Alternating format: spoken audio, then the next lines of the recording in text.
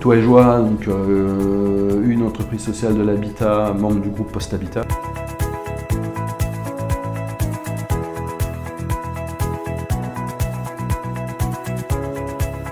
Sur la problématique de la vacance dans le logement social.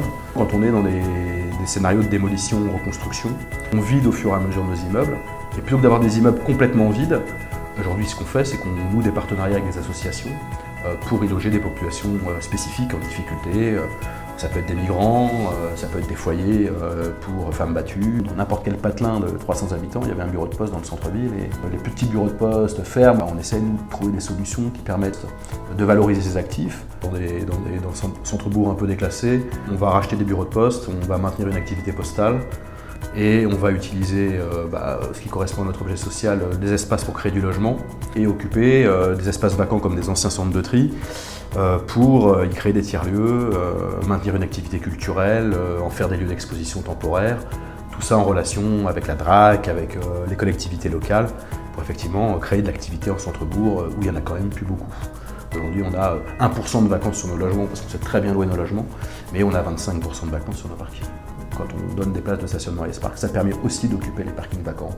Ça évite d'avoir du squat de parking, ça évite d'avoir des épaves, ça évite d'avoir des parkings qui fonctionnent mal. Et c'est zéro investissement pour le bailleur puisque YesPark prend en charge l'équipement de nos parkings, la relation avec les gardiens, les contrôles d'accès et tout le back-office pour gérer effectivement les parkings. Donc c'est une solution qui est extrêmement simple à mettre en œuvre pour que ces initiatives un petit peu innovantes soient acceptées par nos locataires en place. Ça nécessite beaucoup de communication en amont sur les projets.